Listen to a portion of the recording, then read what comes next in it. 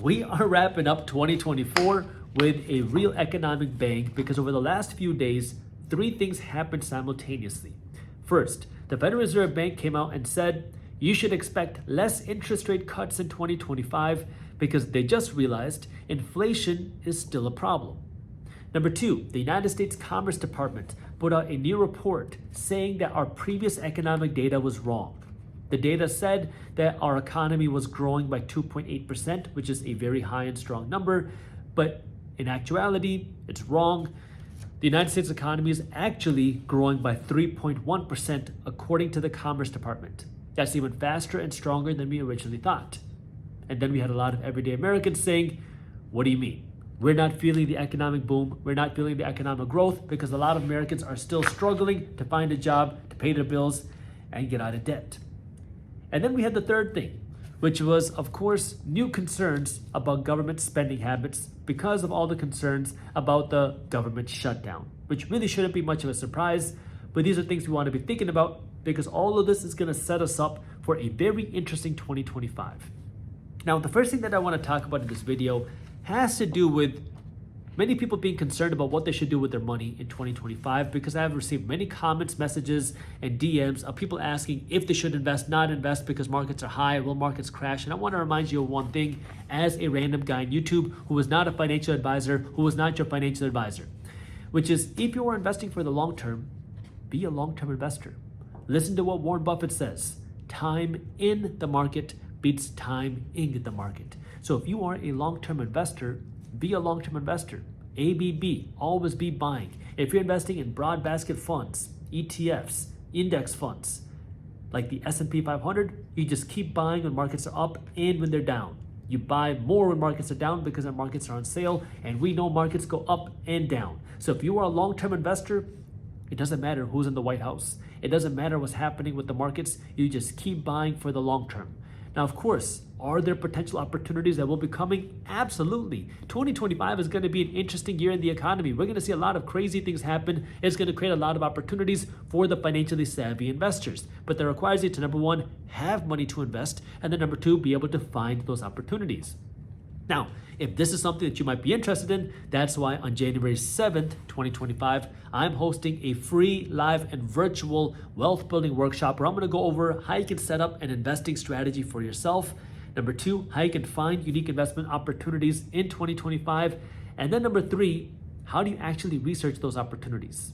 I'm going to have two live workshops, one in the morning on January 7th at 10:30 a.m. Eastern Standard Time, and then the second one in the evening at 8 p.m. Eastern Standard Time. These are live, it's free. So if you'd like to join me, all you have to do is click the link down in the description below to register because we have a limited number of seats available. Now, if we break this down one by one, let's start by talking about what's going on with inflation because Jerome Powell just last week said that he's going to cut interest rates by 25 basis points, meaning 0.25%. But he also said inflation is going up, not down. Inflation is still a problem. And so they are going to now take it easy on stimulating the economy through cutting interest rates. When that happened, we saw the stock market fall, and a lot of people got concerned as to what this is going to mean for 2025. Are we going to see potentially a hard landing? Are we going to potentially see a recession if the Federal Reserve Bank is not stimulating markets? And this is where I want to read you a quote from the San Francisco Federal Reserve Bank President, Mary Daly. What she said is, quote, "So I see the recalibration period now as completed." By recalibration period, she means cutting interest rates a little bit so our interest rates are not too high. "We are now back to the time we can make our decisions more slowly. Data dependent, using the data to affect the incoming forecast and, determine how many rate cuts we'll ultimately do next year in 2025. We'll have to be agile and data dependent." What that means is we're seeing a lot of conflicting data as to how strong our economy is. Now, of course, you have a lot of everyday people that are saying the job market is not that strong. I don't feel like the economy is strong, yet asset prices have been booming. The stock market is significantly stronger now than it was 12 months ago. I mean, the stock market is about 30% higher now over the last 12 months. The stock market is about 90% higher over the last 5 years. So asset prices have boomed, not only over the last 12 months, but over the last 5 years, while incomes haven't really kept up. And this is where we're starting to see this big discrepancy. Everyday people who are not investors are getting left behind, investors are becoming wealthier, and we're seeing debt levels balloon to some of the highest levels we've ever seen. So this is where people have concerns, and this is where now the Federal Reserve Bank is saying, we're going to keep an eye on what happens in the economy in 2025 because Trump is going to change a lot of policies. He's going to impose potential tariffs. He's going to change tax laws. All these things can impact our federal deficit. They can impact inflation. They can impact our economic growth, which will ultimately now impact what the Federal Reserve Bank does. So Wall Street, who is investing in the markets, is generally investing based off of what they think is going to happen in the future. And they were anticipating a lot of interest rate cuts in 2025. That's what Trump was saying as well, that you can expect a lot of interest rate cuts in 2025. But now the Federal Reserve Bank is saying, no, we're not going to give you all those interest rate cuts because we have more concerns about the economy, we have more concerns about inflation, and because of that, we're not going to cut interest rates as aggressively. Which ultimately brings us to, how is our economy doing right now? So let me read you exactly what the Commerce Department said. What they said is that the third quarter growth in the United States GDP, our economy, accelerated from the previous quarter, the second quarter, when we found out that our economy was going at 3%, and it continued to look sturdy despite high interest rates. So our economy actually accelerated between Q2 and Q3 of 2024, when originally we thought that the economy had slightly decelerated, but was still growing very fast. Now, of course, a lot of people are concerned as to how accurate this data is, but I want to go a little bit deeper into what the Commerce Department said, and then I'm going to go over what's also stimulating the economy. The Commerce Department went on to say that Trump will inherit an economy that looks healthy overall. And now this is from AP, the Associated Press, along with it. The unemployment rate in the United States remains low at 4.2%, even though it's up from the 53-year low of 3.4%. So unemployment is now at 4.2%, which is still historically very low, although it's higher than where we were in 2023 when unemployment was at around 3.4%. Then on inflation. Inflation hit a 4-decade high of 9.1% in 2022. But now inflation is much lower. We had 11 interest rate hikes by the Federal Reserve Bank between 2022 and 2023. But now with the Federal Reserve Bank cutting interest rates, inflation is at a much better pace, although we're still above the Fed's 2% target. But the Federal Reserve Bank still feels comfortable enough to cut interest rates for the third time this year. What does all this mean? The economy, based off of the data, is still strong and is still growing quickly. And this is where a lot of people are confused because you have a lot of people that are saying, we're not feeling the economic growth. But this is where I want to remind you that GDP growth, or economic growth, is a measure of spending that happens in our economy. And the spending can be everyday people spending money, you and me going to Chipotle and spending money. It could be big corporations spending money, but it can also be the government spending money. Many people don't know this, but government spending is a part of our GDP. It is included in our GDP. We cover this in Market Briefs, which is my free financial newsletter, but government spending, that goes into GDP growth. And what we're seeing in 2024 is we have the third largest deficit spending in the history of time. In 2024, we're going to have $1.8 trillion of deficit spending happen, which is contributing to our $29 trillion GDP. Why does that matter? Because the government spends money generally based off of what they have. But what we've been seeing over the last few years especially is that the government isn't just spending how many tax dollars they have, but they're also spending a whole lot in debt. And so when you hear that governments are spending money, you have to think about taxes and inflation. And so now when we have this GDP number that's growing, you have to think that that kind of makes sense because we have such a large deficit spending happening as well.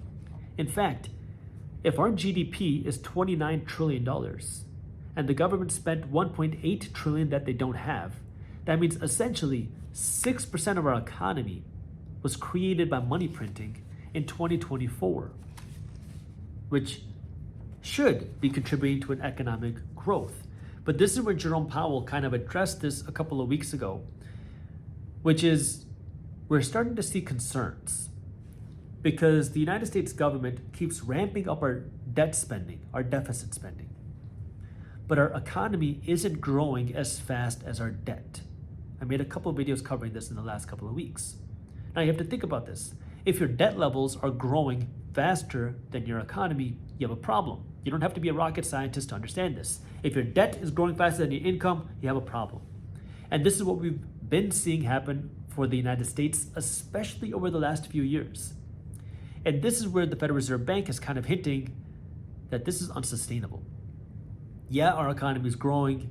Yeah, our unemployment is low, but it should actually be growing faster. Our unemployment should actually be lower. Our economy should be going faster. Income should be rising faster based off of all the debt spending that we have. And this is where I want you to understand the full picture. Yeah, the data says our economy is growing, but we have to compare that to how much debt spending that we're doing as a government. Because if we're growing our national deficit, if we're growing our national debt, we should be seeing a growing economy. It should be growing faster than what we're seeing now, but we're not seeing that. And that's the problem, and that's the concern that people in the Federal Reserve Bank and other investors are saying, which is if we continue growing the debt levels while the economy can't keep up, we are going down an unsustainable path, and we want to fix that sooner rather than later. Now, of course, the problem with that is fixing that problem can be painful. That could create an economic contraction, which could mean people lose their jobs, people lose incomes, businesses lose profits, markets could go down. That is painful, but that prevents bubbles from getting bigger. And this is where ultimately no president wants to see an economic downturn while they're in office. Doesn't matter if you're a Democrat, doesn't matter if you're a Republican, no president wants to see that. But this is where I keep saying 2025 is going to be an interesting year because now a lot of things are starting to come together.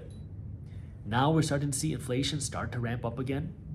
We have all these potential economic changes coming in 2025 with Trump entering the White House. We have more concerns now about the national deficit and the national debt problem, which finally, it seems like people are starting to care about it a little bit. And this is where the question is ultimately, what is that going to mean for the economy? Now, I don't say this for you to worry or panic. I say this for you to understand. Because if you look at any time span throughout the last 100 years in the United States, there was always some sort of economic concerns. What I want you to do is understand how these create opportunities. We know that over the long term, markets go up. We've seen this decade after decade after decade. But there are some opportunities that create bigger investment opportunities than others. And that's where I want you to be financially savvy and look for those opportunities and not panic. Because we're going to see a lot of emotion. Markets are very emotional. We saw it last week when the Federal Reserve Bank talked about not cutting interest rates as aggressively. Markets fell very hard, and people thought that the world was going to end in just one day. I want you to stay calm as an investor and look for the opportunities because that's where the wealth is built. Now, this is where on January 7th, I'm going to be going over this on my workshop, but I want you to do a few things. Number one, make sure you're not spending all of your money. If you're spending all of your money, you're never going to be able to build wealth. I don't care what your career is or what you're interested in doing. You have to have money put aside. You have to have money put aside to protect you against an emergency, so emergency savings. And then you need money put aside to invest. Now, when you're putting money aside to invest, you have a couple options. You could just put your money into the markets automatically, which is fine for many people. Again, I'm not a financial advisor. I'm just a random guy on YouTube. I'm saying this in my opinion, but you can just throw your money into the markets, into something like the S&P 500, and you do that every week, every 2 weeks, every month, and you never worry about it. Markets will go up, markets will crash. You just keep buying no matter what. The alternative is you invest some money into the markets and then you save some money to be invested when you see a good opportunity. Maybe this opportunity is in the stock market. Maybe this opportunity is in the real estate market. Maybe this opportunity is in a business idea. Maybe this opportunity is in a startup idea that you see. Maybe this opportunity is in a cryptocurrency opportunity. Whatever it might be, you have some money put aside to invest. You just have to know the game that you're playing. Or maybe if you're even more sophisticated, you don't do any passive investing. You just put money aside waiting for an opportunity where you're not just trying to time the market, but you're trying to find the right investment for you. But again, you have to know your strategy. There's a lot of people that say, I'm a long-term investor. I just want to invest my money for the long term. And then as soon as you see a little bit of a market pullback, people panic and they sell and they freak out. when that should be the time you're buying more if you're truly a long-term investor.